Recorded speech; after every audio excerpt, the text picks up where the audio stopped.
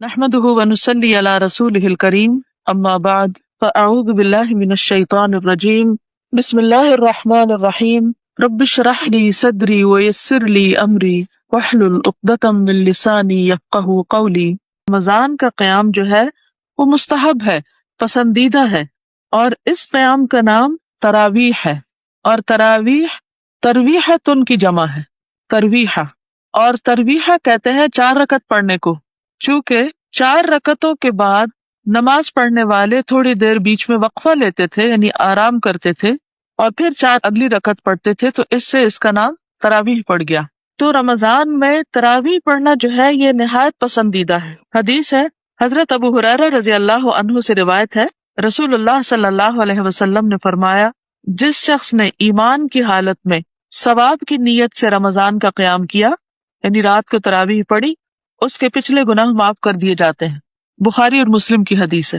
اگلی حدیث ہے وعنہ رضی اللہ عنہ، اور انہی سے روایت ہے، سابق راوی سے ہی، اللہ تعالیٰ ان سے راضی ہو جائے، اور وہ کون ہے؟ ابو ہریرہ۔ قال کان رسول اللہ صلی اللہ علیہ وسلم یرغب فی قیام رمضان من غیر ان یأمرہم فیہ بعزیمۃ فیقول من قام رمضان ایمانا واحتسابا غفر له ما تقدم من ذنبه، رواہ مسلم۔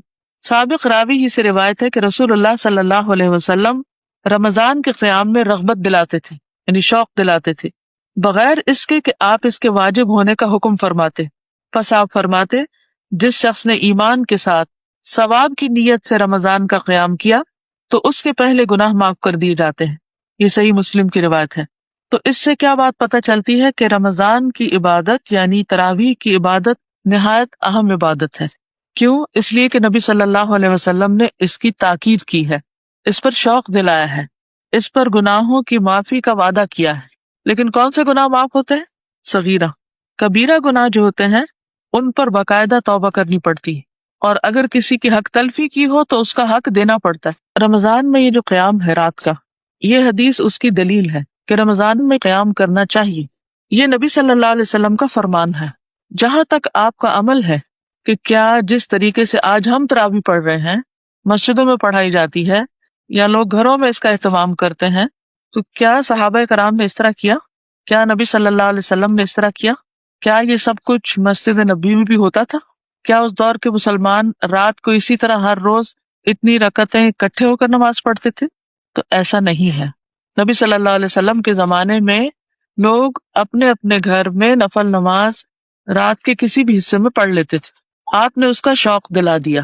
لیکن اس کے ساتھ ساتھ یہ بھی ہے کہ آپ نے یہ نفلی نماز 3 رات جماعت کے ساتھ بھی پڑھائی ہے، اور صحیح حدیث سے اس کی دلیل ملتی ہے۔ یعنی 3 رات صحابہ کو اکٹھا کر کے مسجد میں آپ نے اس جماعت کو کروایا، لیکن 4تھی رات کو جب بہت سے لوگ اکٹھے ہو گئے تو آپ صلی اللہ علیہ وسلم تشریف نہیں لائے اور آپ نے جماعت نہیں کرائی۔ کیوں؟ کیونکہ آپ کو یہ ڈر ہوا لوگوں کا ذوق شوق دیکھ کر کہ کہیں اس کی وجہ سے یہ نماز فرض نہ کر دی جائے یا لازم نہ کر دی جائے، اور جب کوئی چیز لازم کر دی جاتی ہے تو پھر اس کا نہ کرنے والا گناہگار ہوتا ہے۔ تو اس طرح نبی صلی اللہ علیہ وسلم کے عمل سے دلیل تو ملتی ہے کہ آپ نے ایسا کیا، کیونکہ عام طور پر تو لوگ اس میں بھی جھگڑتے ہیں نا کہ نفل نماز کی تو جماعت نہیں ہوتی لیکن تراویح کی تو جماعت ہوتی ہے۔ تو ہمارے پاس کیا دلیل ہے؟ یہ حدیث دلیل ہے، جس سے یہ پتہ چلتا ہے کہ آپ نے 3 رات جماعت کرائی لیکن پھر چھوڑ دی۔ کیوں چھوڑی؟ تاکہ لوگوں پہ لازم نہ ہو جائے۔ اب سوال یہ پیدا ہوتا ہے کہ آپ نے خود کتنی رکعتیں پڑھائی تھی؟ آپ نے 8 رکعتیں پڑھائی تھی، آپ نے خود 20 نہیں پڑھائی تھی۔ اسی لیے ہم دیکھتے ہیں کہ تہجد کی نماز ہو یا تراویح کی نماز ہو، بنیادی طور پر 8 رکعتیں اور 3 وتر، تو کل 11 رکعتیں ہو جاتی ہیں۔ لیکن چونکہ نفل نماز ہے اس لیے صحابہ کرام سے 20، 36، 40 تک رکعتیں ثابت ہیں جو آپ صلی اللہ علیہ وسلم کے بعد پڑھتے رہے۔ اور ہو سکتا ہے کہ آپ صلی اللہ علیہ وسلم کے زمانے میں بھی چونکہ نفل عبادت سری عبادت ہوتی، سری کا مطلب ہے چھپی ہوئی عبادت ہوتی ہے، ہڈن عبادت ہوتی ہے، تو اپنے اپنے طور پر جس کا جتنا دل چاہے نفل پڑھ لیں۔ لیکن آپ صلی اللہ علیہ وسلم نے خود جماعت میں کیا پڑھایا یہ اہم ہے، اور وہ تھی 8 رکعتیں اور 3 وتر۔ تو اس لیے زیادہ بہتر یہ ہے کہ آپ کی اس سنت کو فالو کیا جائے۔ لیکن اگر کوئی شخص زیادہ نفل پڑھنا چاہتا ہے تو پڑھتا رہے۔ مثلا آپ دیکھتے ہیں کہ حرم میں لوگ ایک امام آتے ہیں 10 رکعتیں پڑھتے ہیں، دوسرے آتے پھر 10 پڑھتے ہیں، تو ٹھیک ہے نفل نماز ہے. اور آخری عشرے میں آپ نے دیکھا ہوگا کہ پھر صبح دوبارہ بھی پڑھاتے ہیں، ایک دفعہ 10 پڑھا کر پھر 10 پڑھا کر پھر 10 صبح میں مزید پڑھائی جا رہی ہوتی ہے، 8 یا 10. تو اس کو کوئی حرج نہیں، آپ ساری رات پڑھتے رہے. نفل نماز دل کی خوشی کی نماز ہے، تو اس میں باہم لڑائی جھگڑا نہیں کرنا چاہیے، فتنہ فساد نہیں کرنا چاہیے، ایک دوسرے کو غلط قرار نہیں دینا چاہیے کہ یہ حرام کام کر رہا ہے، یہ غلط کر رہا ہے، یہ کوتاہی کر رہا ہے، اور اس بنا پہ مسجدیں الگ کرنا اور ایک دوسرے کو برا بھلا کہنا اور ایک دوسرے کے لیے دل میں نفرت رکھنا انتہائی ناپسندیدہ چیز ہے. تو بات یہ ہے کہ آپ صلی اللہ علیہ وسلم سے 8 رکعتیں ثابت ہے.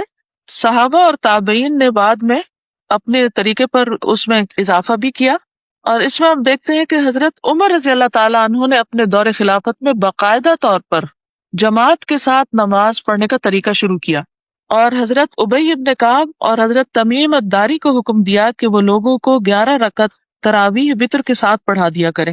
یہ موطا امام مالک کی روایت میں آتا ہے. اچھا، بعض لوگوں کا خیال یہ ہے کہ یہ بدعت ہے، کیونکہ حضور صلی اللہ علیہ وسلم نے تو باقاعدہ مسجد میں روزانہ نہیں پڑھائی تھی. بدعت وہ کام ہوتا ہے جو نئے سرے سے ایجاد کیا جائے، جس کی کوئی دلیل ہی نہ ہو.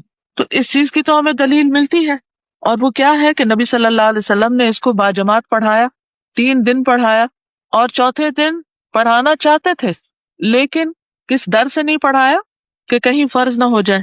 حضرت عمر کے زمانے میں جب فرض ہونے کا ڈر ختم ہو گیا، کیونکہ اب تو وہی کو نہیں آنا تھا، تو کوئی ایسی بات نہیں تھی، لہٰذا آپ نے اس کو باقاعدہ ایک اس کا رواج عام کر دیا اور اس کا سلسلہ جاری کر دیا. اب اس میں یہ ہے کہ نفل میں زیادہ افضل ٹائم تو سحری کا وقت ہوتا ہے، سو کے اٹھنے کے بعد کا وقت زیادہ افضل ہوتا ہے. لیکن چونکہ اس وقت سب لوگ اٹھ نہیں سکتے، ایک دفعہ سو جائے تو پھر کہاں اٹھیں.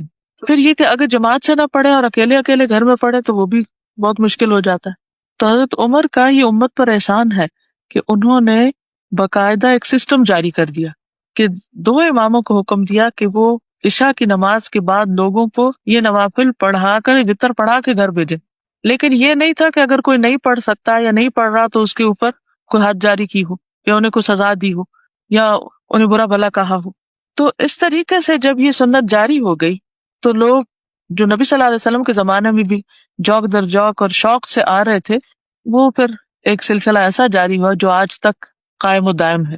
اور ہم دیکھتے ہیں کہ اس کی برکت کی وجہ سے رمضان میں مسجدیں آباد رہتی ہیں، اور الحمدللہ امت کی اکثریت اس طریقے کو فالو کرتی رہی، سوائے چند لوگوں کے جو اس بات پہ اٹک گئے کہ چونکہ حضور صلی اللہ علیہ وسلم نے سارا مہینہ نہیں پڑھی تو سارا مہینہ نہیں پڑھنی. ٹھیک ہے، اگر آپ بیمار ہیں یا آپ نہیں پڑھ سکتے تو وہ ایک اور بات ہے، لیکن چونکہ رمضان میں ہر عبادت کا اجر کئی گنا زیادہ ہو جاتا ہے، اور چونکہ نبی صلی اللہ علیہ وسلم نے اس کی ترغیب دلائی، کیونکہ آپ دیکھیں نا حدیث نمبر 1189 میں آتا ہے کہ کان رسول اللہ صلی اللہ علیہ وسلم یرغب فی قیام رمضان، کہ آپ رمضان کے قیام کی ترغیب دلاتے تھے، شوق دلاتے تھے. اور جو بھی نفل عبادت ہوتی ہے وہ شوق کے ساتھ ہی پڑھی جاتی ہے، اور شوق کے ساتھ ہی اس کو پڑھنا چاہیے. یہ جو 20 رکعت کی بات ہے اس کا کسی صحیح حدیث میں ذکر نہیں ملتا، ہاں منقطع روایت میں اس کا ذکر آتا ہے، لیکن یہ بات ضرور ہے کہ حضرت عمر کے دور میں لوگ 20، 36 اور 40 رکعتیں پڑھا کرتے تھے. تو اس میں آپ دیکھیے کہ 8 اگر کوئی پڑھے تو وہ کیا سمجھ کے پڑھے گا کہ نبی صلی اللہ علیہ وسلم نے 8 پڑھائی تھی، لہٰذا 8 سے کم پہ نہ جائیں اور آپ کی سنت سمجھ کے اس کو کریں. لیکن اگر آپ کا دل چاہ رہا ہے اور آپ کے اندر اللہ کی اتنی زیادہ محبت ہے کہ آپ 40، 50 کے 100 پڑھنا چاہتے ہیں تو اس میں کوئی آپ کو روکے گا نہیں، آپ ایسا کر سکتے ہیں. پھر یہ ہے کہ جو پسندیدہ چیز ہے وہ ہے لمبا قیام، قیام طویل ہونا چاہیے. اب بعض لوگ 100 رکعتیں پڑھنے کا شوق رکھتے ہوں گے، مگر اگر آپ 100 پڑھیں گے تو قیام کتنا ہوگا؟ تو اٹھک بیٹھک ہی ہوگی، نمبر تو بڑھ جائے گا رکعتوں کا یا سجدے زیادہ ہو جائیں گے، لیکن اس میں یکسوئی اور خشوع و خضوع نہیں رہے گا. لہٰذا زیادہ بہتر کیا ہے کہ انسان کم پڑھ لے لیکن طویل قیام کرے. حضرت عائشہ نبی صلی اللہ علیہ وسلم کے قیام کے بارے میں فرماتی کہ مت پوچھو اس کی طوالت اور مت پوچھو اس کا حسن، کہ کتنا لمبا قیام ہوتا تھا اور کتنا خوبصورت قیام ہوتا تھا. خوبصورت سے مراد کیا کہ پوری یکسوئی کے ساتھ ہلے جلے بغیر انسان کھڑا ہو. اب آپ صلی اللہ علیہ وسلم کی تہجد کی جو کیفیات ملتی ہیں اس میں یہ کہ ایک دفعہ آپ نے نماز شروع کی، پوری سورۃ البقرہ اور آل عمران اور النساء جو ہے وہ ایک رکعت میں پڑھ لی. اب آج کس کے اندر یہ ہمت ہے؟ البقرہ تو کیا ایک جز پڑھنے میں ہم تک جاتے ہیں. تو اس لیے جس کو توفیق اللہ دے وہ جتنا طویل قیام کر سکے کرے. اور آپ کے قیام کی کیفیت کیا ہوتی تھی کہ آپ کے پاؤں مبارک سوج جاتے تھے اور پھر بھی آپ شوق سے پڑھتے تھے، یعنی آپ کے اوپر تھکن کے آثار نہیں ہوتے تھے. یہ کوئی احسان جتانا نہیں تھا. اس لیے بہت ضروری ہے کہ جو لوگ بھی پڑھیں، جتنا بھی اللہ ان کو پڑھنے کی توفیق دے، وہ کوشش یہ کریں کہ چاہے رکعتیں کم ہوں، طویل قیام ہو، اور نیت کر لیں کہ پورا قرآن مجید رمضان کے قیام میں ختم کرنا ہے، کیونکہ قیامت کے دن روزہ اور قرآن جو ہے یہ دونوں شفاعت کریں گے. تو روزہ کہے گا میں نے اس کو بھوکا پیاسا رکھا اور کھانے پینے سے روکا، اور قرآن کیا کہے گا کہ میں نے اس کو رات کی نیند سے روکا اور یہ رات کو مجھے پڑھتا رہا. تو رات کو نماز کے اندر پڑھنا افضل ترین قرات. اب اگر آپ خود نہیں پڑھ سکتے تو آپ کسی مسجد چلے جائیے، کسی حافظ امام کا اہتمام کر لیجئے، اور کوشش یہ کیجئے کہ اول سے آخر تک پورا قرآن رمضان میں نماز کی حالت میں پڑھ یا سن لیجئے. کچھ لوگ جو حفظ نہیں کر سکتے، کوئی قریب میں مسجد نہیں ہے، کوئی انتظام نہیں ہے، تو وہ مصحف لے کر یعنی قرآن مجید لے کر خود بھی کھڑے ہو کر پڑھ سکتے ہیں. اور اس میں ہمیں حضرت عائشہ کے بارے میں ملتا ہے کہ ان کے جو غلام تھے زکوان، وہ اس طرح پڑھا کرتے تھے، یعنی وہ مصحف کھول کر اس سے دیکھ کر ریڈ کرتے تھے اور پھر باقی رکوع اور سجدہ وغیرہ کر لیتے. تو ایسا کرنا بھی جائز ہے. اس کا کیا طریقہ ہو، جو لوگ اکیلے جیسے پڑھ رہے ہیں تو قبلہ رخ ہو کر میز ساتھ رکھ لیں، اور قرآن مجید جیسے سعودی قرآن مجید ہے جس پر صفحے کے شروع سے ہی آیت شروع ہوتی اور صفحے کے اختتام پر آیت ختم ہوتی، تو اگر آپ ایک رکعت میں 2 صفحے پڑھ لیں اور اپنے ہاتھ قیام کے وقت سینے پہ باندھے رکھیں اور ایک ہاتھ سے مصحف کو پکڑ لیں اور 2 صفحے ایک رکعت میں پڑھ لیں اور پھر آپ اس کو رکھ دیں، اور اگلی 2 رکعتوں میں پھر صرف ایک صفحہ آپ کو پلٹنا پڑے گا، تو نماز میں زیادہ حرکت بھی نہیں ہوگی. اور ایک بات یاد رکھیے کہ یہ نہیں کہ آپ دونوں ہاتھ کھول کر اور اس سے قرآن مجید لے کے اور پھر اس کے صفحے پلٹ کر ڈھونڈنا شروع کر دیں، اچھا کہاں تک پڑھا تھا اور اب کیا پڑھوں. یہ سب چیزیں نماز میں خلل ڈالیں گی اور اس کی اجازت نہیں ہے. کم سے کم حرکت کے ساتھ اگر آپ پڑھ سکیں تو بہت اچھا رہے گا، تاکہ نوافل میں ایک مرتبہ کھڑے ہو کر پورا قرآن مجید پڑھا جا سکے. تو اللہ تعالیٰ سے دعا ہے کہ اللہ تعالیٰ ہمیں عمل کی توفیق عطا فرمائے. السلام علیکم ورحمۃ اللہ وبرکاتہ. سوال ہے کہ کیا تراویح بیٹھ کے پڑھ سکتے ہیں؟ کوئی بھی نماز اس میں قیام جو ہے وہ لازم ہے، نماز کا حصہ ہے قیام، لیکن کوئی شخص اگر بیمار ہو یا کھڑے ہونے کی استطاعت نہ رکھتا ہو تو پھر اس کے لیے اجازت ہے کہ وہ بیٹھ جائے. نفل نماز جو ہے یہ کھڑے ہو کے بھی پڑھی جا سکتی ہے اور بیٹھ کر بھی پڑھی جا سکتی ہے، لیکن کھڑے ہونے والے کے مقابلے میں بیٹھنے والے کا اجر آدھا ہے. کھڑے ہونے پر اگر 100 نمبر ملتے ہیں تو بیٹھنے پر 50 نمبر ملیں گے. تو اس لیے بغیر عذر اور مجبوری کے بیٹھنا نہیں چاہیے. ہاں اگر کسی شخص کو کوئی بیماری ہے، کوئی تکلیف ہے اور وہ زیادہ کھڑا نہیں ہو سکتا اور ڈر ہے کہ پھر وہ بالکل کچھ بھی پڑھنے سے جائے گا، تو اس صورت میں بہتر ہے کہ نہ پڑھنے سے وہ بیٹھ کر پڑھ لیں، لیکن بلا وجہ بیٹھ کے نہیں پڑھنی چاہیے نماز. اور قیام جو ہے نماز میں فرض کے درجے میں ہے. فرض نماز میں تو کھڑا ہونا جو ہے وہ لازم ہے. بعض لوگ فرض نماز بھی بیٹھ کے پڑھ رہے ہو تو وہ درست نہیں. صحابہ کرام کے بارے میں آتا ہے کہ وہ سہارا لے کے کھڑے ہو جاتے، دیوار کی ٹیک لے کے یا اسٹک کی ٹیک لے کے کھڑے ہوتے تھے، لیکن کھڑے ہو کے نماز پڑھتے تھے.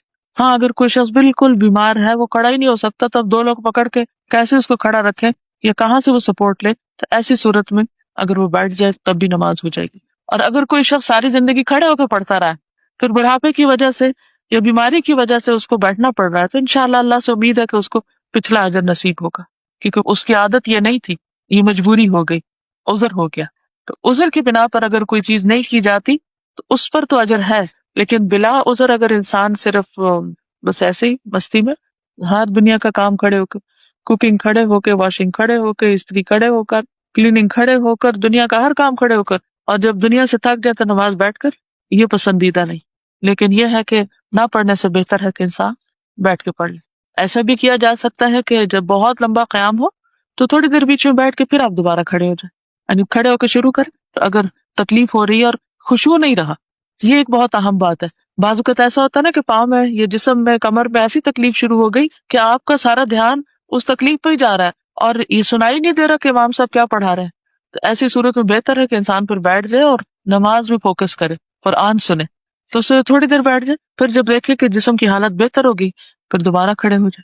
تو ایسا بھی کیا جا سکتا ہے. نبی صلی اللہ علیہ وسلم کے بارے میں بھی آتا ہے کہ جب آپ کی عمر زیادہ ہو گئی اور جسم کچھ بھاری ہو گیا تو پھر آپ بیٹھ کر بھی نماز پڑھا کرتے تھے.